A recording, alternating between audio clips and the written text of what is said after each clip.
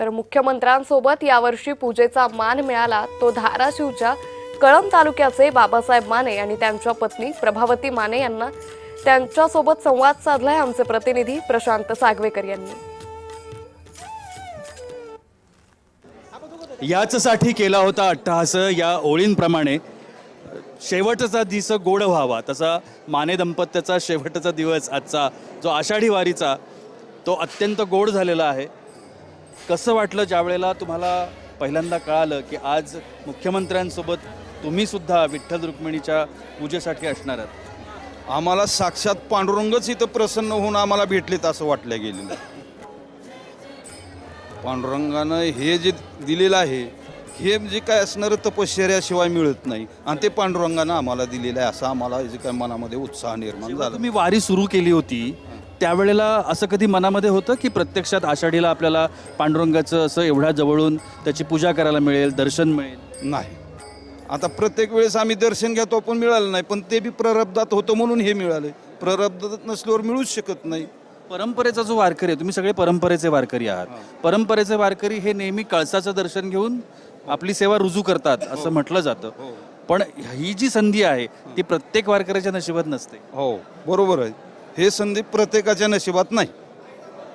आता आम्हीच प्रत्येक वारीला आल्यावर दर्शनच घेतल्याशिवाय जात नव्हतं, पण आमच्या नशिबातच तवा नव्हतं। आज हे पांडुरंगानं जे काय आमचं पूर्वजांचं पुण्य, साधू संतांचं पुण्य आणि भगवंताचा आशीर्वाद, त्या आशीर्वादानं पूर्वजांच्या पुण्याने हे आम्हाला फलप्राप्ती मिळालेली आहे। माने कुटुंबात किती वर्षांची परंपरा असेल साधारणतः ही वारी? तर आमच्या आजोबापासूनची माहिती आहे। हां, आजोबा यायचे? हो, आजोबा येत होते।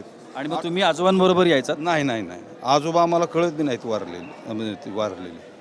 पण त्यानंतर तुमच्यापर्यंत म्हणजे आपण वारी करावी अशी इच्छा कधीपासून झाली?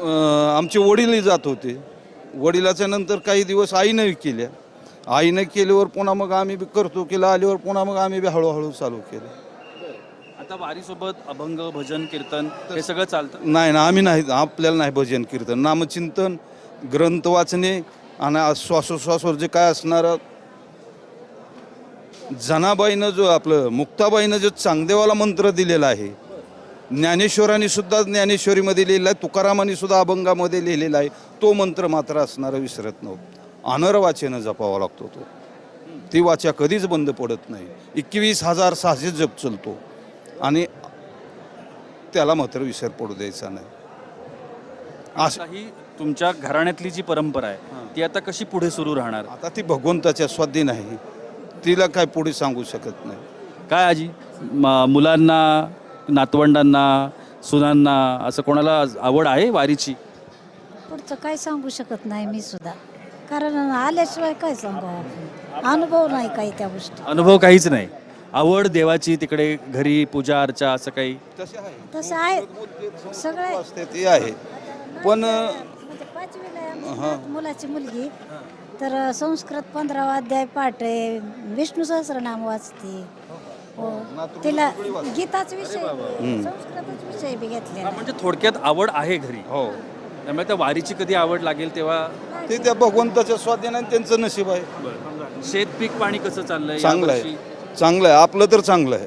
कोणतं उत्पादन तुम्ही साधारण? आमच्याकडे जास्त ऊस असतो, पुन्हा सोयाबीन निघाले, हरभरा, गहू, आणि काही पिकं तर भुईमूग, मका ही डुकरच येऊ देत नाही ते आमच्याकडे। तुम्ही निघालात तेव्हा पाऊस होता? हो हो, तेव्हा पेरण्या पेरण्या करूनच आपण इकडे आलो, पेरलं की दुसऱ्या दिवशी इकडे ट्रॅक्टर घरचं आहे, दोन दिवसात पेरून काढलं, पुन्हा इकडे आलो। आणि तेव्हापासून आता वारीमध्ये आहात? हो। आज आता या वारीच्या निमित्तानं तुम्हाला जो काही प्रसाद मिळाला आहे त्या निमित्तानं तुम्ही आमच्या जे काही सगळे प्रेक्षक आहेत तुम्हाला पाहतायत आता टीव्हीवरती, तुम्ही त्यांना काय सांगा?